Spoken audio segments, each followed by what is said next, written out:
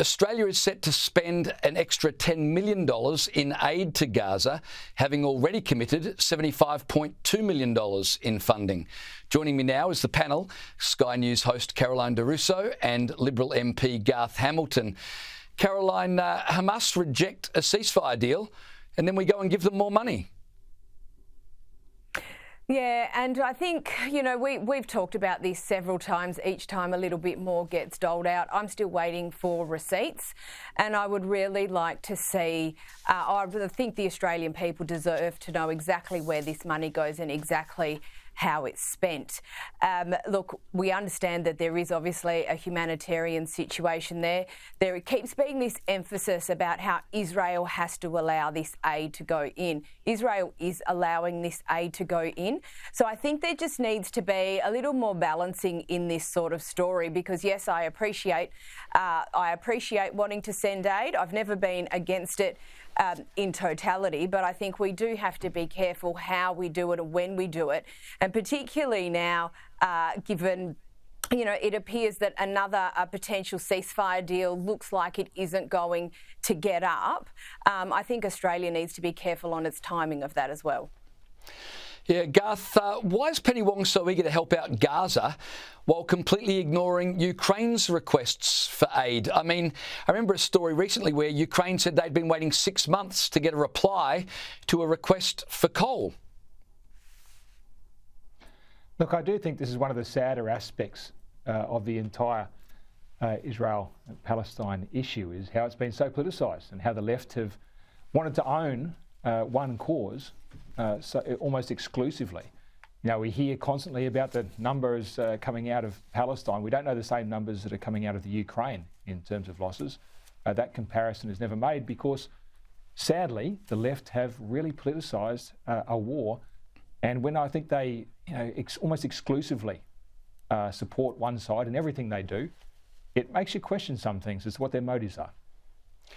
Yeah, well, let's talk a bit more about that because there was an exclusive in the Australian newspaper today revealing the details of a campaign called the Muslim Vote.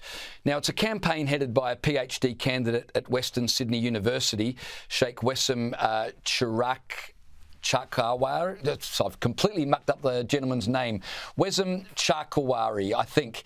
I'm not even close, but he's at Sydney University. I'll just move on from his name. He's aiming to oust pro-Israel MPs and install them with pro-Palestinian ones. Now, Garth, according to the Australian Bureau of Statistics, 29 federal seats have 5% or more people of Islamic faith, and 27 of those 29 are held by Labor MPs.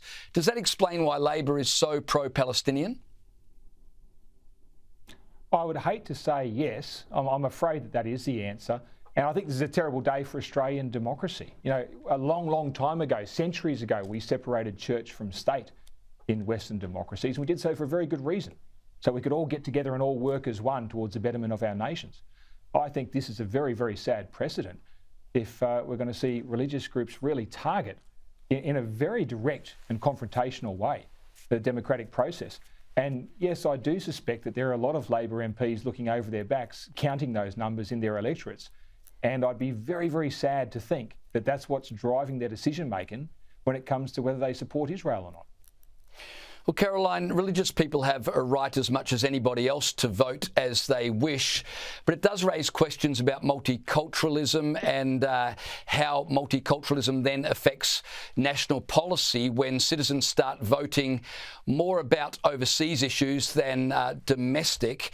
And secondly, is this good news for the Greens?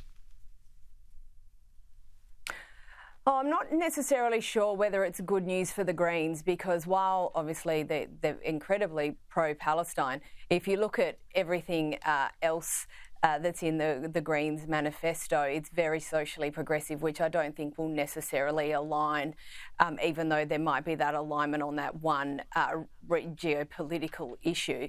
But it does talk to a broader issue. And there was a great piece actually a couple of weeks ago in The Australian, Paul Kelly, talking about, we have seen this dispute, this overseas dispute, see a splintering of our values in this country. And that's why, we've always talked about multiculturalism, but, maybe the point that is more important is, no, actually we need to have a more unified culture, even though we're obviously multiracial. We have to all be here for similar values and for similar reasons. And I think this does point to a broader issue, but this is not the first time it's poked its head up. I mean, if you go back and you look at the same-sex marriage vote from 2016, these same seats were the seats in the country which voted most heavily no. And I'm assuming that Labor thought that they could keep tabs on it and that it wasn't going to become an existentialist electoral issue for them. But, you know, we're less than 10 years down the track and maybe it is.